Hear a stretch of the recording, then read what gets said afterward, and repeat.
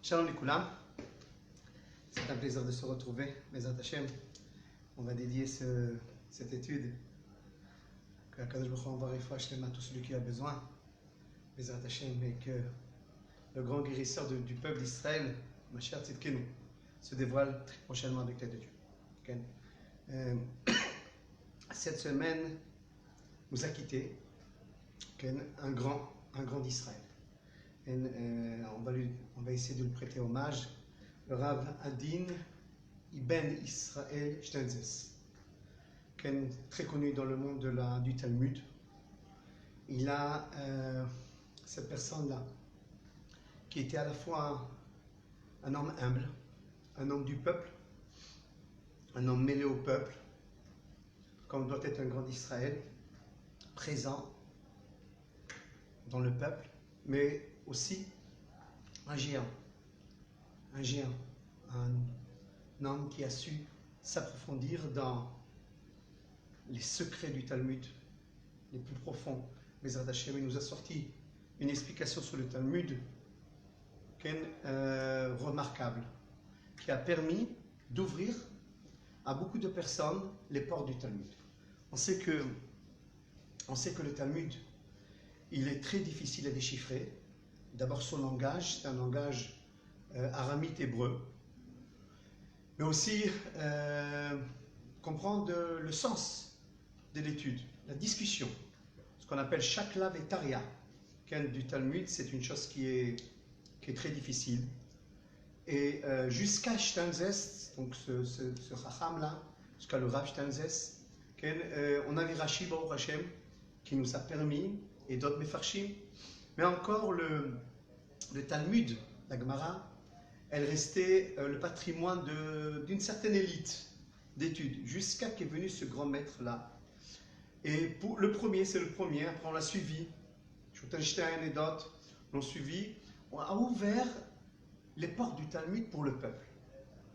Et le peuple n'était pas seulement, le Talmud n'était pas seulement le patrimoine d'érudits dans la Torah, de Talmidei Chachamim, mais de tout le peuple. Ce qu'a fait Rashi à son époque, on peut dire, ce qu'a fait Rashi à son époque, le Rav Adin Steinzes l'a fait à notre époque. Il est très important qu'une personne comprenne ce qu'il étudie. Il y a, bien entendu, toute chose a une valeur. Toute chose, même quand je fais une lecture que je ne comprends pas, je lis, Badaï a une valeur. Mais lorsque je m'approfondis, je comprends le sens de ce que j'étudie, alors je m'attache plus à l'étude, et je m'attache aussi à la sagesse de Dieu, à la sagesse véritable de Dieu dans tout son approfondissement, et donc à la grandeur de Dieu. L'explication de la Torah, écrite, orale, me permet de rencontrer ce grand Dieu-là, ce grand Dieu qui s'approfondit, qui nous a donné une Torah qui est profonde. Comme il est marqué dans la Torah même, Am Chacham Ben Avon, c'est un peuple qui est sage et qui est profond. Alors donc, Steinzes, en fin de compte, c'était son but dans la vie, c'était son projet, ce même projet qu'il a présenté au Rabbi de Chabad. On sait que le Rav Adin Steinzes était la chassid Chabad, qui était très, très proche du Rabbi et qui consultait le Rabbi sur ces œuvres-là. Et donc, ce grand maître-là nous a permis d'abord de comprendre quelque chose qui était pendant peut-être des milliers d'années fermé à la compréhension de chacun d'entre nous.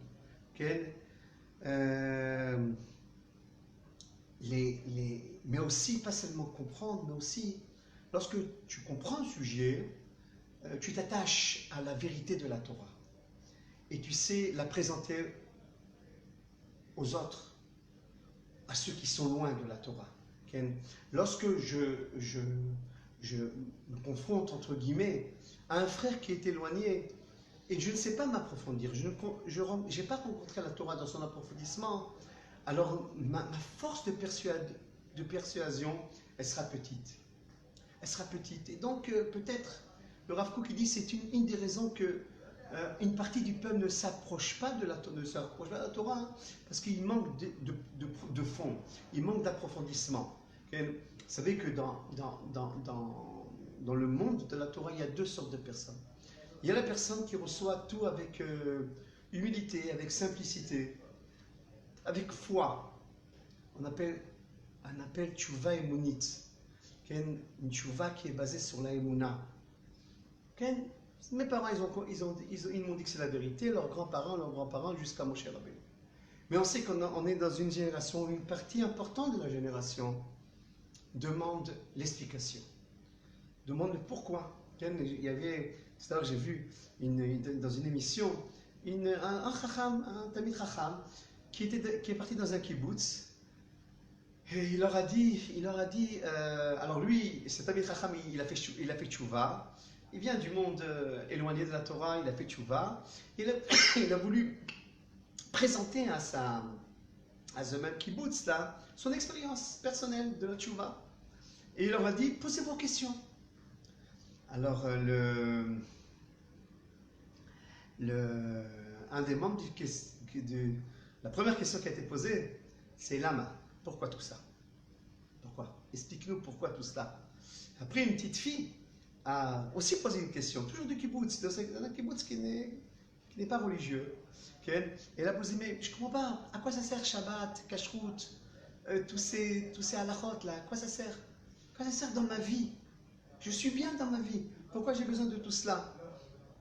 Alors il est vrai qu'à cette personne, on peut donner deux réponses. C'est écrit, c'est comme ça que Dieu a voulu. Alors pas tout le monde est capable de recevoir cette réponse. Mais lorsque on m'attache à la Torah écrite, à la Torah orale, c'est un attachement qui est profond. Je comprends la sagesse, je sais m'approfondir, je saurai m'approfondir dans toute discussion. Vous savez que les membres de la Corée du Sud sont arrivés à cette conclusion. Pourquoi le peuple d'Israël a tant de prix de Nobel, a autant de sagesse par rapport à la Gemara? Parce qu'on a un esprit, notre DNN à l'intérieur est un esprit de Gemara. On réfléchit Gemara, on s'approfondit Gemara. Mais il fallait qu'on nous ouvre les portes de la Gemara, nous ouvre cette énigme-là, qui est l'étude de la Gemara. Et Baruch Hashem, c'était un des grands mérites qu'avait ce Chacham-là, le Rav Adin Shenzes, d'avoir ouvert les portes de la compréhension. Et la compréhension, c'est la base de l'approfondissement. Tu ne pourras pas t'approfondir dans tous les sujets de la vie, sinon, si tu n'as pas la base de la sagesse. La base de la sagesse permet la profondeur. Je terminerai par dire, dans cette émission-là que j'ai vue sur ce Rav-là, ce sadique-là, un des tzadikim de la génération, il disait que je suis venu ici. Il est né à Jérusalem, il se dit comme un chacham d'Eret Israël. Je suis venu donner ici ma pierre de Jérusalem. Chacun d'entre nous, il a sa pierre de Jérusalem, et voilà ma pierre. Toutes les explications, tous les livres que j'ai écrits, c'est ma pierre personnelle pour l'édification du troisième temple éternel, très bientôt, que sa mémoire soit bénite, et qu'il soit un avocat pour tout le peuple d'Israël dans toutes ses difficultés aujourd'hui, et à l'approche, et qui prie pour l'approche de la Géoula immédiate du Mera Be'amenu. On va passer à l'halakha, une halakha, on a dit une idée, une halakha. Aujourd'hui, avec l'aide de Dieu, on va parler de la femme qui doit accoucher le jour du Shabbat ou qui peut accoucher le jour du Shabbat. On sait que chaque femme qui rentre au 9e mois, elle a cette possibilité d'accoucher le jour du Shabbat. Comment je me suis révélé à cette question? Je vous ai dit qu'on va essayer de choisir avec l'aide de Dieu des questions actuelles et qui sont posées.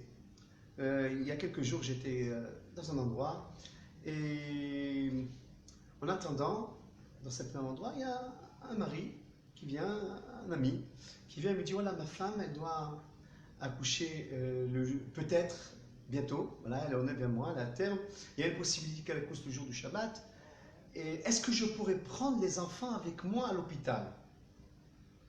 Bon, j'ai fait un développement que je vais vous faire.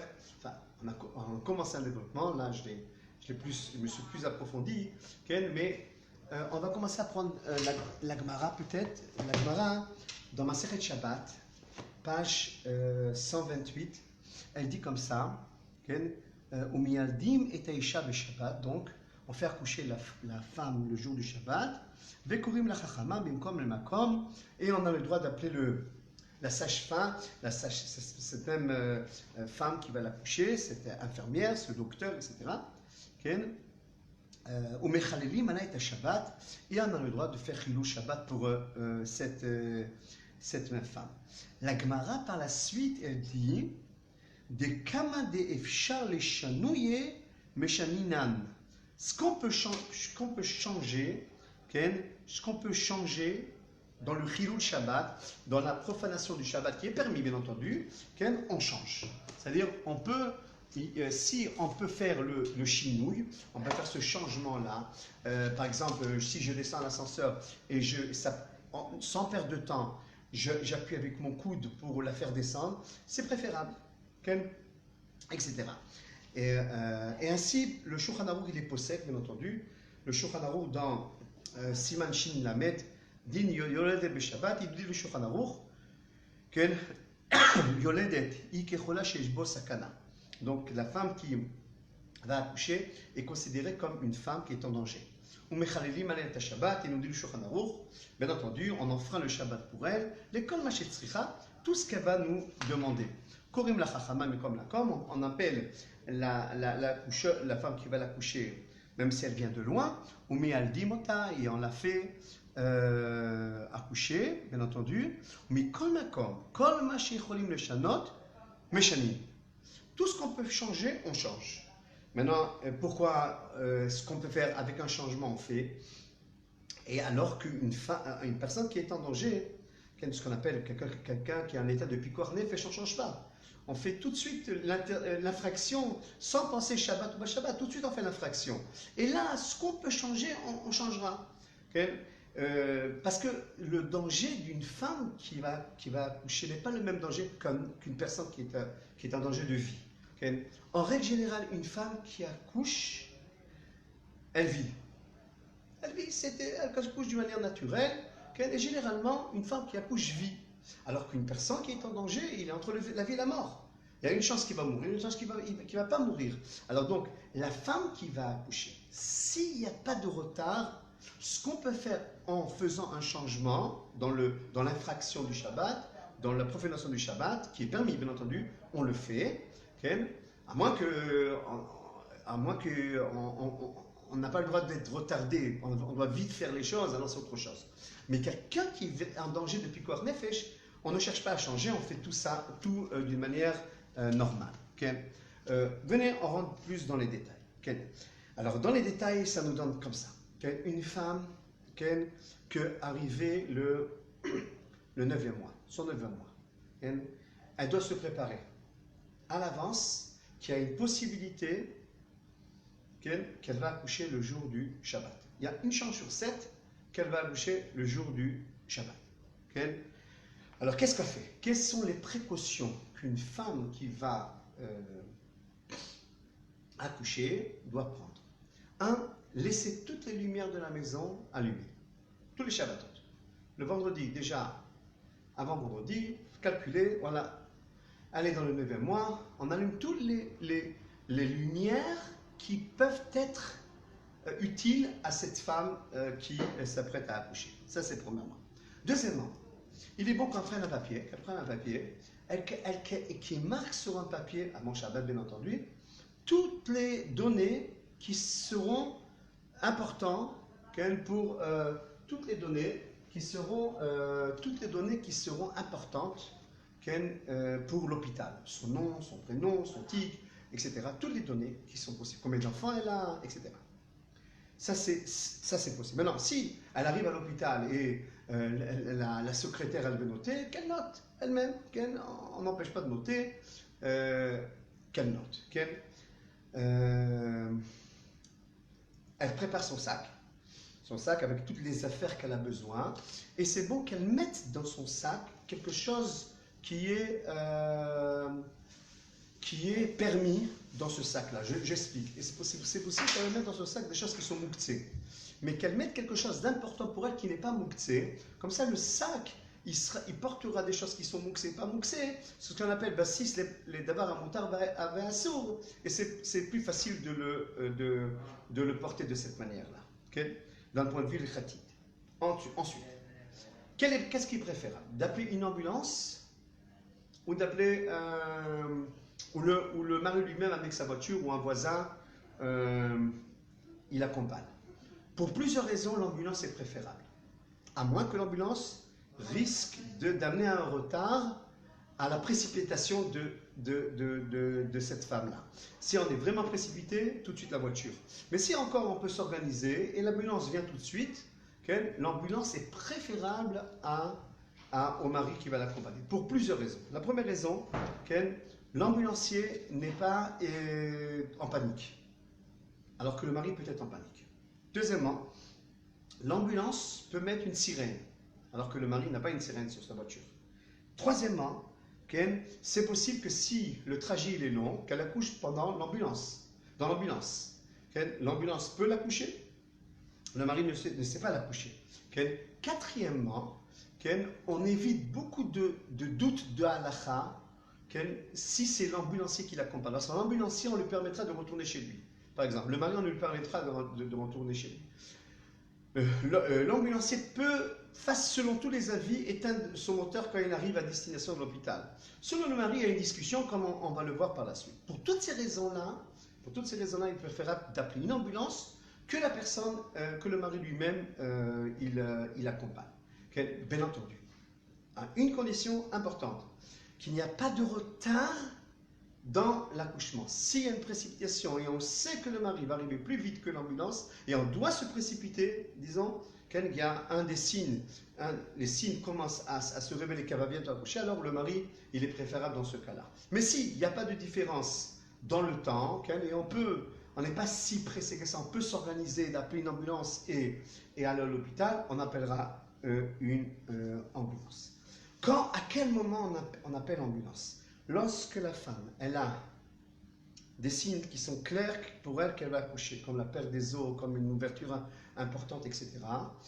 À ce moment-là, on n'attend pas, même si on a un doute, est-ce que les signes sont vraiment les signes de l'accouchement? Elle a un doute, ou on a un doute pour elle, à ce moment-là, si c'est des signes qui sont clairs d'accouchement, bien on a un doute si c'est des signes ou pas, on peut prendre le chemin de l'hôpital.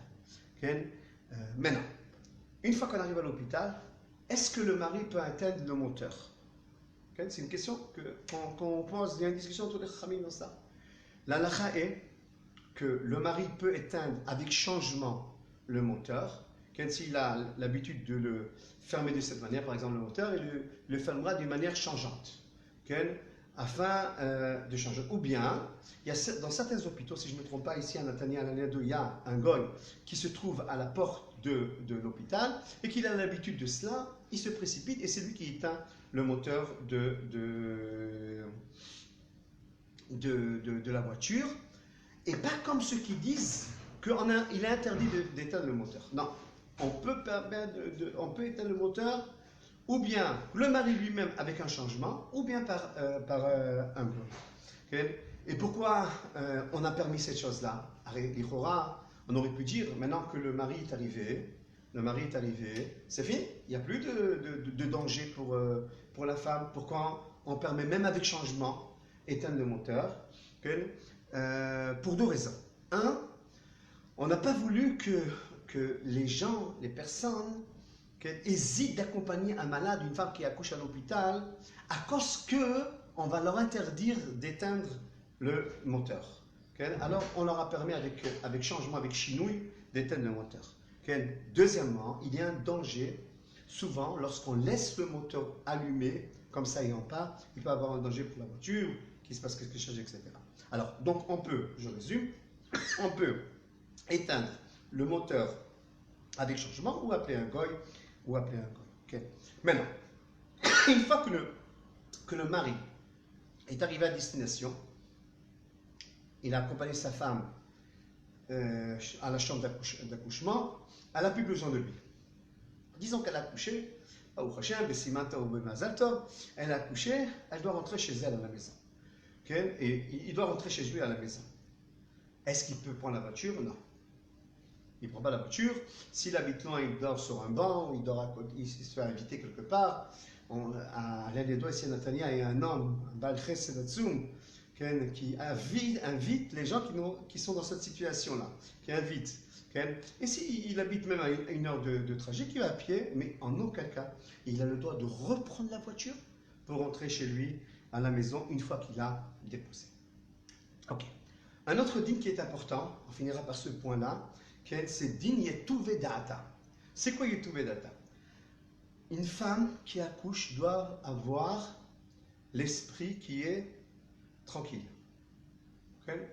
Tranquille. Elle ne doit pas être préoccupée par d'autre chose que le fait d'accoucher.